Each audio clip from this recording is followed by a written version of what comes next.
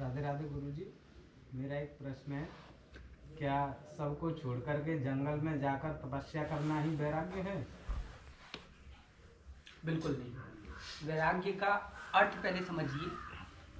वैराग्य का अर्थ है न किसी से वैर हो न किसी से राग हो, मतलब हमारा किसी से अटैचमेंट भी ना हो और डिटैचमेंट भी ना हो, न किसी के प्रति घृणा हो न किसी के प्रति हमारी आसक्ति हो, वही राग। मान लिया यहाँ पैसा पड़ा है, अब हम कह रहे हैं अरे हम पैसे को नहीं छूटे, तो ये वैराग्य नहीं हुआ। इट मीन्स आपकी आसक्ति अभी पैसे में है, आप जानते हैं कि पैसे का क्या मूल्य है, तभी आप उसे जो है अर्न कर रहे हैं। आपके लिए वो मिट्टी होनी चाहिए, टोटल मिट्टी की। हाँ ठीक है, पैसा है तो पैसा है, खत्म बात।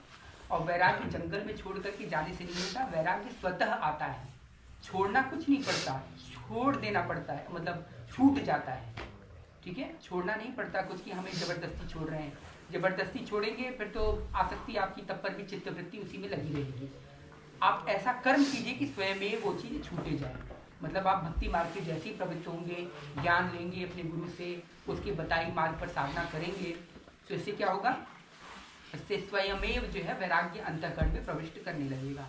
जब अंतःकरण में वैराग्य आएगा तो आपको समान रूप से होगा, चाहे आप संसार में रहें, संसार में रह करके भी आप जंगल का आनंद लेंगे, और अगर जंगल में अगर आपकी आसक्ति नहीं हटी तो जंगल में रह करके भी आप संसार में ही आसक्त रहेंगे। जाएंगे संसार की तरफ ही कि अरे वहाँ क्या हो रहा होगा, अरे मेरे बेटे मतलब ऐसा कर रहे होंगे, अरे मेरा कारोबार इतना बड़ा हो गया होगा, अरे वो जो ज़मीन छोड़ कर के आया था उस पर तो उसने गेहूँ लगाया होगा, नहीं आज तो मक्का का समय मक्का लगाया।